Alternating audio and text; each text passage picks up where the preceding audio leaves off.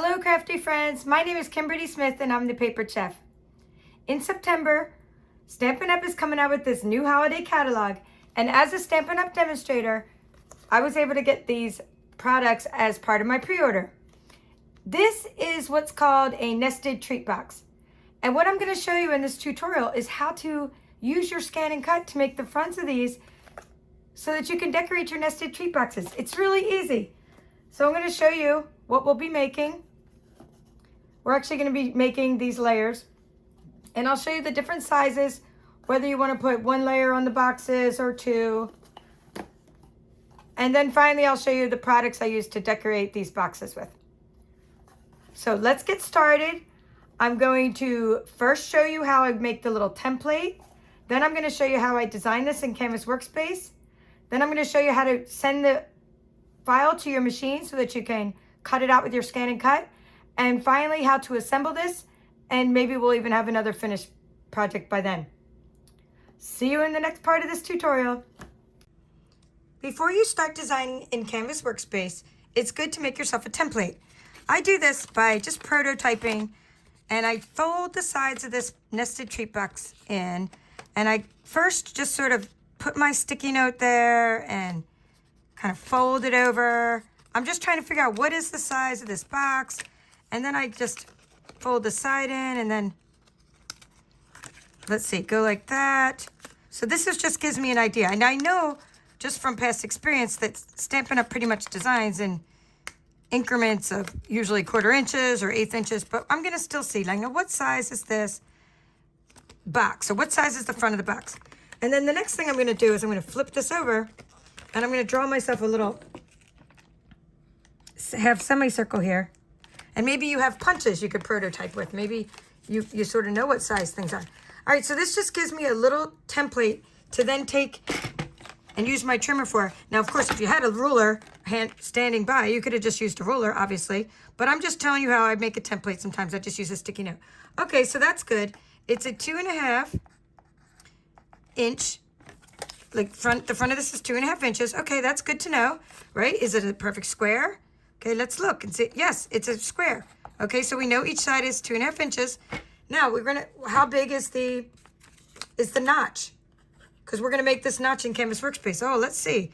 All right, it's 1 inch because it's 2. See how it goes from 1 to 2, or you could just put it there from 0 to 1. So it's 1 inch wide. So that's my prototype, and I know that this is 1 inch wide, and that this is a 2.5 inch square. So now I can start designing knowing that. So I will see you in the design software next.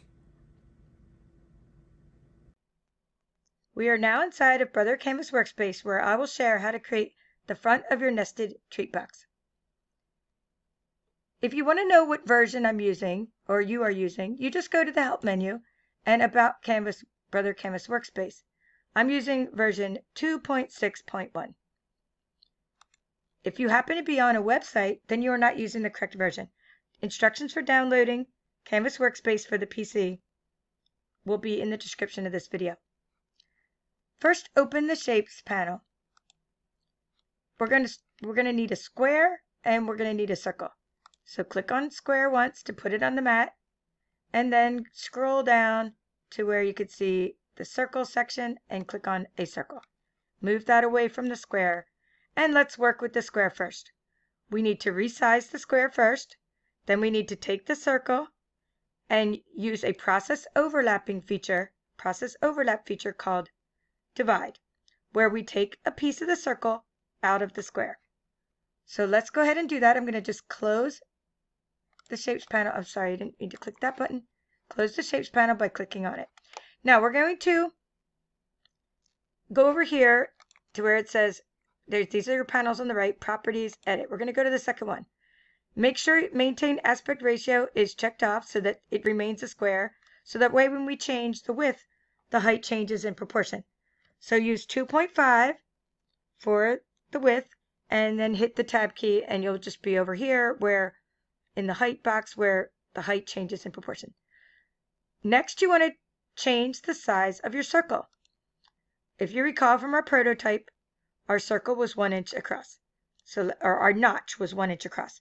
We are going to use this circle to create a notch in our square. So click 1, hit the tab key, and you have changed your circle to 1 inch. So now what we want to do is we want to put the circle over the square, just overlapping halfway, and you'll see these little registration marks which allow you to overlap it halfway, but it's not quite aligned.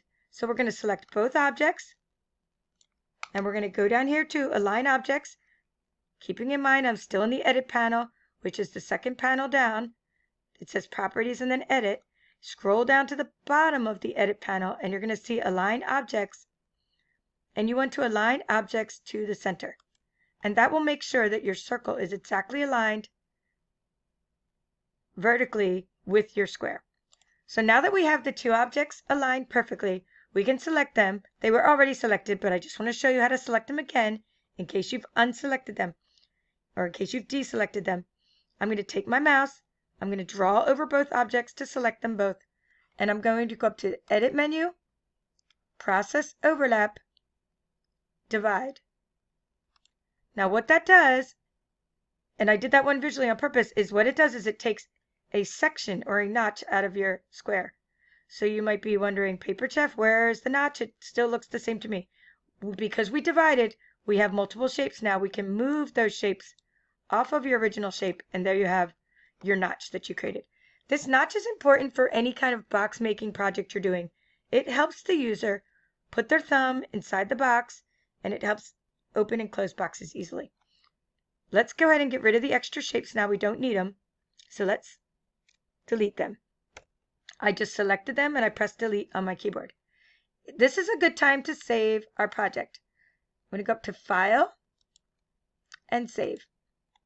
And just give this project a title. I already have a Canvas Workspace folder and I call it Boxes, and I'm just going to call this Nested, spelling that wrong, Nested Treat Boxes, because I already have a folder called Nested Boxes. So Nested Treat Boxes. Now we could send this to our ScanNCut to be cut, and then we could glue it onto the front of our box. However, it would be the same size as the front of our box, and I think that would look a little bit awkward. So I like to make the fronts of these boxes layered. So we're going to create layers. Now, the first part of this, I just want to show you if you just want to create a single layer. We're gonna do all three, but I just want to show you how to create a single layer. If you're not going to be layering up your boxes, you're just going to be taking your nested treat boxes and you're going to be putting one layer of designer series paper on them. So let's do this. Let's color this just for a second, and we're going to duplicate it. Then we'll always have an original. I'm just making it a shade of blue. What I did is I went up to the fill, and I'm going to go up here, and I'm going to say original, O-R-I-G-I-N-A. Okay, where am I? I am in the layers panel. It's underneath. We have properties, and then we have edit, and then it says layers. I want to always keep an original, and then I'm going to go ahead and duplicate that original. I'm going to right click on it and duplicate it. That way we always have an original, and I'm just going to go ahead and take the visibility of my original and toggle it off. It's just my way of making sure that my project always has the original box, because everything is going to, all the layers you're going to be making are in relation to your original. What do I mean by that? We're going to go back up here to edit. And what we want to do is we want to right click on your box. Oh, we've already duplicated. Sorry. We're not going to right click on the box and duplicate it. We're going to select the box. We're going to select it once. And then we're going to scroll down here. We're in the edit panel to where it says offset. Right? So again, we're not using my original box. I've duplicated the box just to make sure I have a duplicate before you do this. So we're going to offset, and we're going to click on that. Now I want an inward offset. Inward, meaning we could make an outer. If you want to make layers, you can make an outer or an inward offset, but we want an inward one. And what we want to do is make it 0.08. So if you were to only have one layer of designer series paper on your box, and I'll show you a visual example of this, a good one just from my experimentation was 0.08 for an offset line or an offset distance. And we're going to go ahead and leave the original as is, because I think it's going to help you for teaching purposes. But normally when I'm doing this, I actually get rid of my original. I just delete it because I know I have an original over in my layers. But just because you're getting used to this, let's leave it as is. and we're going to leave the corner type as round. We're going to click OK. Now you can see, I'm going to go ahead and make this bigger. You can see I've made an offset, and it's actually called offset, but it's really an inward offset. And what we're doing is I'm taking this one away, putting it over here, and that's my original. Okay, leave my original over there because we'll need it again in a minute. And you can see this is my overlay. So let's go ahead and make it a different color. Only for the color doesn't matter, because really when you send it to your machine, you're just cutting a line is all you're doing. But for this purpose, we're going to go ahead and go change it to red or change it to another color. Go into my layers, and instead of calling it shape, click in the layer and name it 0.08 layer. Well, they're all layers, right? But I'm in the layers panel, but in this case, I really mean layer as in a DSP layer. Okay, great. So now that you understand that, let's go ahead and do some more. Actually, you know what? I shouldn't. Let me go ahead and make that a different color, because I'm going to make that one yellow. Only because I don't want to confuse you, because the actual next layer is going to be red when I cut it out in red. All right, so now what we're doing is we're just leaving that there. We can turn off the visibility. It doesn't matter, just so you're not confused. I'm going to turn off the visibility. We have the original again. We're going to right click. Oh, no, I'm sorry. We're not going to right click. We're going to select it once, go over to the edit panel, go to offset, and we're going to click on 12. Spacing is 0.12. So we have create offset line. It's 0.12. So in other words, it's going to be a little bit bigger. Okay, so bigger of an offset. And we're going to click OK. Do everything the same. Click OK. We're going to put that over here. Okay, 0.12. And we'll make that, say, we'll do this one in green. Okay, green. Now, we're going to go ahead and do this again. We're going to go over here to offset, and we're going to create one that's 0.04. And I'll explain what this means in just a moment. Don't get ahead of yourselves. And I'm going to move that over here, and I'm going to turn that one red, because I actually did use red when I cut this out in cardstock. So what we have is, here's our original box. This is our nested treat box. This is a layer of cardstock, for example, which I actually cut in red. This is a layer of, let's go over to the layers panel, and you can see I can actually move the layer on top so it's easier for you to visualize this. You just drag with your mouse the position of the layers. I'm going to put that there, and this was from my experimentation. This came out very nice. So this one would be a designer series paper layer when I want to have a layered effect on my box. Okay, so you see that's my box, and then these two work well on my box. So let's go ahead and click on, and we don't need these to actually be on top of each other. We're not cutting them that way. So this layer is going to be 0.04 with the offset line layer. Again, just coloring them for no other purpose than for you to see them. And this one's going to be 0.12 layer. Okay, let's turn them all on. All together now. All together now. We have all of these things. So here's my conclusion of this section before I actually repeat all of this again while we're at our machine. When you have the box that looks like this, and you want to just have one layer of DSP over the box, this one worked fine for me. It was 0.08.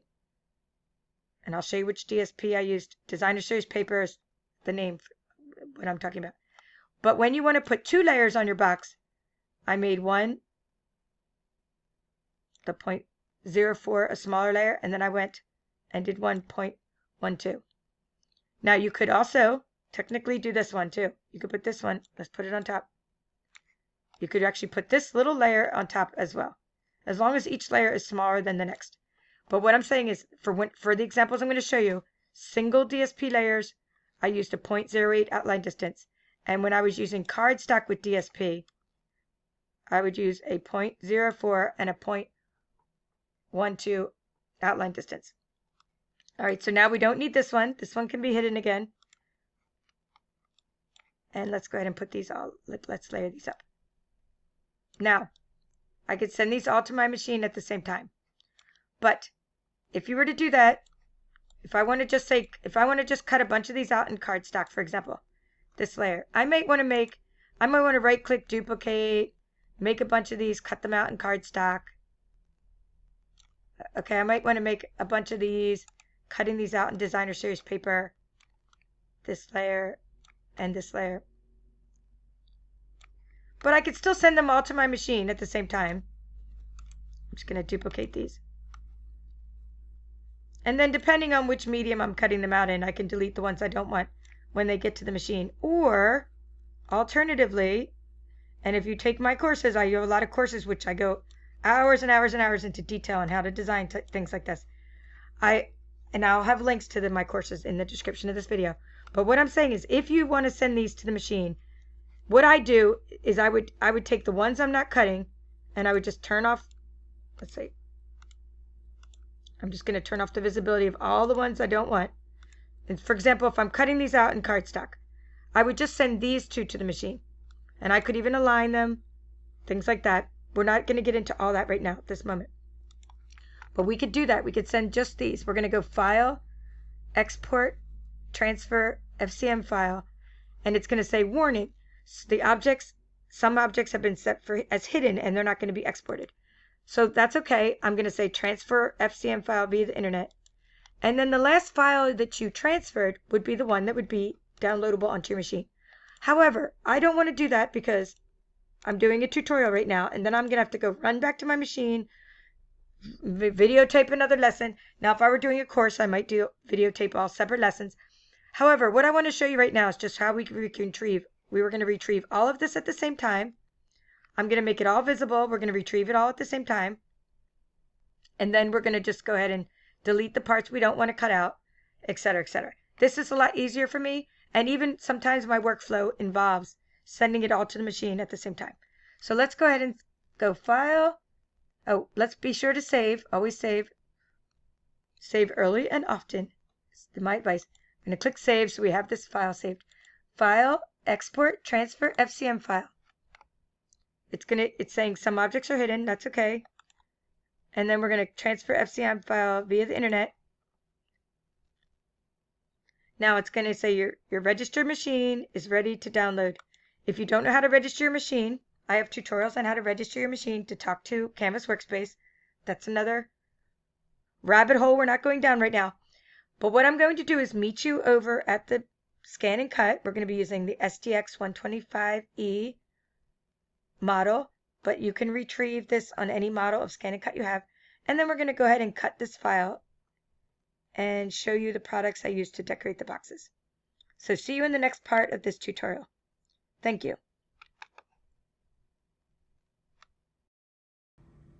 Now I'm going to show you how to retrieve the file we created using Canvas Workspace, and then how to delete the parts of it that you don't want. Let's get started. Retrieve the data. We turn on our machine. I'm using the STX 125E. Click on Retrieve Data, and you can retrieve it from your machine if you had saved it. We'll do that part later. Or you can retrieve it from the cloud. Now, when you retrieve something from the cloud, that just means that you're retrieving the file, the last file that you sent over from Canvas Workspace. We're going to then delete the parts of this we don't want. So to give you the big picture, I want to show you how to cut out the larger shapes, the top two shapes, using real red cardstock. And then we're going to cut out the next four shapes using the berry Christmas cardstock. So let's go ahead and edit this, where we're going to get rid of, I'm going to click on Edit Trash. And you're like, oh no, you're trashing them. They'll be right there in a minute, right where we got them from. So I'm trashing, using the trash can, all four of the items we don't want. And now I can just cut out the two shapes I do want. So we're going to click OK. Please select. We're going to click Cut. Now I think I've already loaded my mat. Yeah, I've already loaded my mat. Now I would say start, but you know what? I want to show you something. This is just a little trick for you. My mat's not very sticky right now. I know. I need to restick it. And I have lots of videos on how to restick it, so sometimes I need to practice what I preach. But I'm going to go ahead and take some painter's. Here, let's get this painter's tape. I'm going to get my painter's tape, and I'm just taping down my real red cardstock because I don't want it to go right on that part. Well, it's actually going to be right on that part, isn't it? Kim is ripping the cardstock. And yes, when I do goofy things, I talk about myself in third person. All right, let's go ahead and tape this down. Be careful not to rip it because this is going to cut near the edge. the right side of my mat actually cuts better than the left side. So hopefully that was in focus enough for you to see it. Now, I have it at a little bit of an angle because my light is on. We're going to click on cut and start. Okay, so now it's going to start. And while it's cutting, I even give the mat a little bit of a rub just to keep my paper from slipping. Now, it's okay to tape down the paper over the registration marks because we're not doing any scanning. We're only cutting today. If we were scanning, I don't ever cover up the numbers on the mat. So it's cutting out just fine. And then I'm going to show you what that looks like. So when I'm cutting, or when it's cutting, you don't want to ever get your fingers under this roller because that could be dangerous, getting caught under there. But while it's cutting, I usually just tend to give my mat a little bit of a rub, and that way the paper doesn't slip. And I actually have a brand new mat. I was going to use it for this tutorial, but I said, you know what? I didn't want to rip my new DSP because I don't have a lot of it. Okay, that looks like it slipped slightly, or the notch would be a little better, but you get the idea. So here are the notched pieces that we need, and you can see the contrast to this. So good, so far so good, and that's part one of this little section. Right now, let's take this paper, which is called the Berry Christmas Designer Series paper. This one was really good for decorating it over the top of because it has the old olive color on it. And just go ahead and reuse your tape. We'll move the shapes up higher just to save on paper, but I'm gonna go ahead and put this tape on there a little bit. You can see I'm just putting it on the side. Maybe you can't see that, but I'm putting it on this, here. I have my camera zoomed in here. I'm just putting a little tape on there so it doesn't slip. So what I'm gonna do is show you how cute this paper is. So this is not out yet, and in fact, the nested boxes, unless you join my team or join Stampin' Up with hopefully my team. If you do join Stampin' Up, we are allowed to pre-order from the catalog. It's one of the many perks of being on my team. But for you, my customers, you're not going to be able to get these products I'm showing you until September 6th. I'm not even allowed to open this. That's why I have it taped shut, just to avoid the temptation. But this is where you join my team or where you shop when it does become available. And I'll have a link to it irregardless. But look how cute this paper is. And I've already been playing around, and I was able to cut some of the animals out of the paper. And there is a punch, but the punch for the bear only cuts out the bear's facing a certain way, which is cute. So we do have a way to cut out the bears that are all facing that way using the bear punch. So this is called Berry Christmas. Now I've already cut a lot of this out for all my samples. That's why I'm just making a couple other samples for you. This one would be a really good one for the boxes as well. Yeah, I think we need some snowflakes. All right, but let's just use the old olive because that's what I already have loaded. And we're going to now show you a couple more tips and tricks because this is all about tips and tricks. All right, we are going to just click home. And you're like, oh no, it's okay to delete all patterns. Yes, it is. So what I want to show you now is how to save the whole file just for reuse purposes. So we're going to click on Retrieve Data, and we're going to go to the cloud, and we're going to retrieve the whole file again. Remember, I said it's all still there because the last file you sent yourself is the one that's still, the one that was sent over to the machine. You're going to click on Save, and then you can save it to your machine. And I'm going to do this because I like having this for later for purposes of making an advent calendar or making a bunch of these boxes. So let's save it to our machine. So now, okay, I'll show you how to get it back in a little bit. It's part of my teaching methods. I'm going to click on Edit. We're going to delete the largest shapes because I'm not cutting those out in DSP. I'm cutting out the next two shapes in DSP. For a list of what size layering, I used offset, which are really called inset because it's an inner line. But I'm just putting these up here to save on paper. So for a list of the measurements I used, I don't want them to be too close together. Please check out the description. Under the bottom, just click the little arrow and you'll get the description of the video. So let's cut out 4 using this old olive piece of Berry Christmas DSP. We're going to click OK and select Cut. Now you can watch me do this. I'm going to click Start, and you can see what I'm doing now. So as I cut the DSP, just want to make sure that was in focus because I know the last time I forgot to focus the camera. But I think you all got the idea for what I was showing you about the tape. I could tell it wasn't focused because the word brother wasn't quite in focus. But what I do is while it's cutting, even though I put tape around the outside, I don't want the inner parts of this paper to come up either. So I just kind of give it a rub. And hopefully the really smart engineers at Brother are working on making their mats a little bit stickier. Of course, not many people use the ScanNCut as much as I do, so who knows? Some people actually tell me their mats are too sticky, so go figure. So it says finish cutting, okay? And now we're gonna go ahead and unload the mat, and I'll get back to this in a minute about how to get that off, but let's finish with this part so I can kind of make room on my table. So now what we wanna do is just go ahead and, we're gonna just go ahead and click the home button, okay? Okay to delete all patterns, okay. So what you wanna do now is, if you wanna come back to this project and work on it in different ways, you're gonna click on retrieve data, but instead of going to the cloud, you now have this file on your machine, which makes it much more convenient, because remember, only the last file that you sent to your machine is the one that you can retrieve. So now, having it on the machine, you can retrieve it anytime you want. So click on retrieve it from the machine, scroll all the way to the bottom, and there are your little boxes that you can retrieve it from. Okay, so that's all you need to do. Click OK. And that's all. So remember, this is these I'm cutting out in DSP, these I'm cutting out in DSP, these I'm cutting out in cardstock. You can duplicate. If you want to make a bunch more, go to Object Edit and create extras of any of the size that you have selected. I created extras of the largest one because those were the ones that were selected. And I would rather do this though in Canvas Workspace, where alignment is a lot friendlier than aligning on the machine, but you get the idea. Remember, if you are going to do a lot of work and alignment, you would want to save again and overwrite the file that you already have on your machine with the new file. But I'm not going to overwrite my file because I like them just a couple at a time. Knowing how I'm going to use them later makes it easier for me. So let's go ahead and close this up and show you. I played around with the paper a little bit. I did have to do a lot with the pencil trick for the ScanNCut for these shapes. So I was already able to cut out a few of the little animals. I think that one I punched out. Yeah, these I punched out with the punch, but I was able to use the ScanNCut on this paper and already cut it out. It's just that it wasn't that easy enough for me to recommend it. I think it may have been easier with scissors in the end sometimes.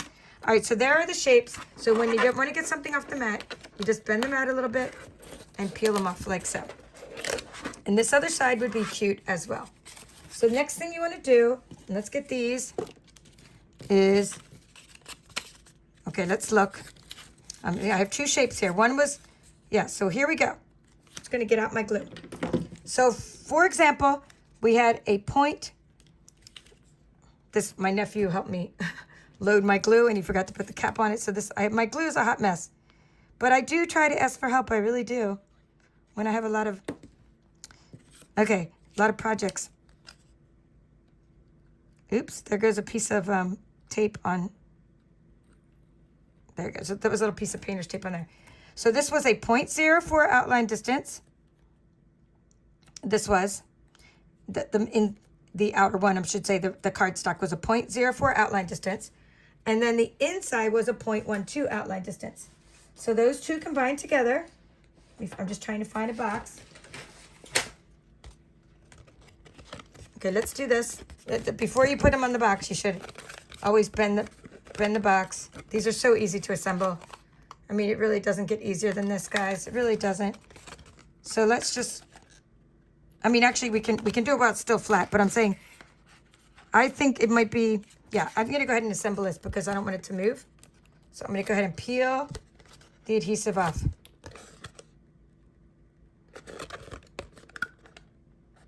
I love that the adhesive's already on these boxes, and I'm going to be stocking up on these. Even though demonstrators are allowed to pre-order, we're not allowed to pre-order like everything we really want. I mean, not that I wasn't able to get everything. I can actually get anything I want from the catalog. I shouldn't say everything I really want because I got everything I really want. But we can only get a couple of these because these are called consumable items. So I can't order the rest of these yet because I was thinking this would be great for my swap project I have to make. But I can't get enough of them for my swap project because I'm only allowed to get 2 packs of consumable items. Okay. a little glue booger on there. So I put a little glue on there, and I just think it's easy to put on once the box is assembled. Look at that perfect notch, the perfect layer of the DSP and the cardstock. These are professional. You could do a whole advent calendar for a craft fair, or just sell the boxes separately, or just give them as gifts.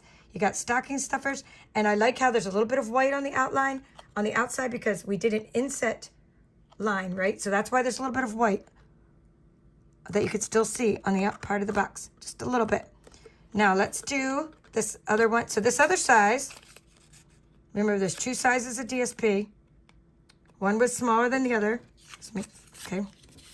So this one is smaller, so we want to put that one 0.04, 0.12, and then we have the two pieces that are by themselves, and these are the 0.08 ones. So for that one, I'm just going to show you how that looks on the box. We're not going to glue this one because you get the idea. I mean, you know how to glue something, but that's what it looks like by itself. So this saves you a lot of time. Just from experimentation, that size worked out well. And I'm going to show you the finished projects, but before that, I want to show you that this box is already cute as it is, but when you take the part that doesn't have a notch, that's why it's called the nested box.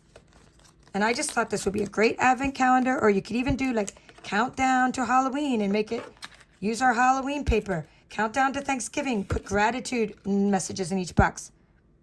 So you could do other things with other themes. I'm just going to do it as a Christmassy theme, personally. Now, if I were to do this as a swap and I'm traveling to an event, I would assemble these when I get there. But I'm assembling them now for purposes of teaching. So there you go. So that's the outside of the box. And what I realized, it slides a little better. I think it was when I put this little ends on it. Let me see if that was the way. It slides better in one direction. No, that's kind of tight. Let's see if it's this way. That might have been the way. Yeah, it was easier doing it that way. So see how it's like these little pieces in there? Like the little flaps? It seemed to me like it slid a little better putting them on, like aligning them on that section. But either way, because one side of the box gets a little stuck when I turned them the other way. And of course, note to self, put the ribbon on last so you know which way the ribbon goes up the right way. So that's my top of my box. So that's how you decorate it. And then what I did is I put these little, so you can either put your little polar bears from the DSP on there, or you can put them on the top. And then you can use, let me show you the other products that I used. I was thinking of using these. I didn't use these yet. These are called adhesive back glitter sequins. They coordinate. I didn't use them yet. But I did use some snowflakes. But I'm using the Very Cute stamp set. Let me show you my samples, how I did this. And for this one, I just stamped it in basic white. And then I took my Balmy Blue ink with my glitter tool called the Wink of Stella glitter pen. And I made a sparkly Balmy Blue bear. So this is a stamped image. And you could, of course, cut it out with your ScanNCut, but I'm using my punch because I have a punch. Best tool for the job, right? And then the Warm Wishes, this is a stylish shaped die, and the Warm Wishes comes from the stamp set. I stamped it in real red. I used a little flirty flamingo and a balmy blue on the outside, and some new ribbon. So this is all new products as part of the Berry. This is part of the Berry Christmas suite called Balmy Blue Sparkle Ribbon. So I put that around the edges. And this real red ribbon was last I saw it on clearance, but this one is new ribbon coming out in September. For these, I used the ScanNCut to cut out the two little wolves. I added some extra stickers back here and here for these parts and stickers there. And then this, I cut out this one out of the DSP. I'll show you the stickers in a moment. We already talked about that one. These are stickers. One of my new snowflakes. This is an online exclusive item, some little adhesive back snowflakes. Sticker, stamped image with a piece of ribbon and cut out with the ScanNCut the little rabbit. How did I forget the name of a rabbit? The seals. Oh, loving the seals. This was the Memories and More stickers, which I'll show you in a minute. This was cut out of the DSP, and I layered the seals up, one glued on there, and then added another one. Warm and Cozy was cut off a little bit, like not cut off, but the layer, you couldn't really see all the letters, so I kind of went over them with a marker just to make them easier to read. So let me grab those and show you what I'm talking about. These are the Memories and More card pack. And these are the stickers from the card pack that I used for this project.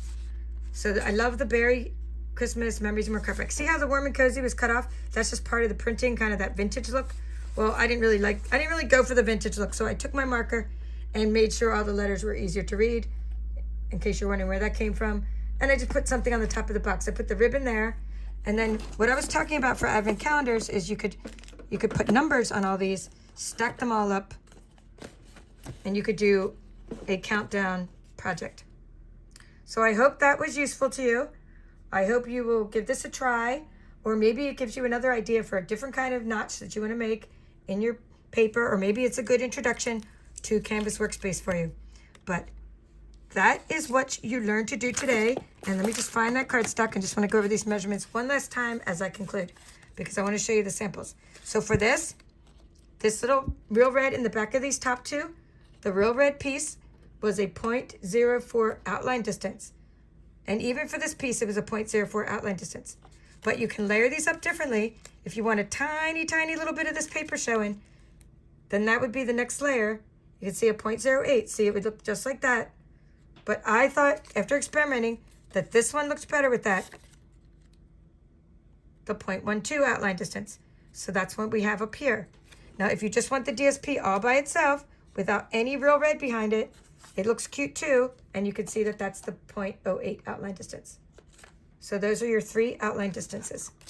And let's see how the little presents will look nice too, but just for contrast, I put them on a different piece of cardstock. Well, that's all for now. This is the Papered Chef, and I hope you check out the links below in this video for information about some of my offerings. Thank you.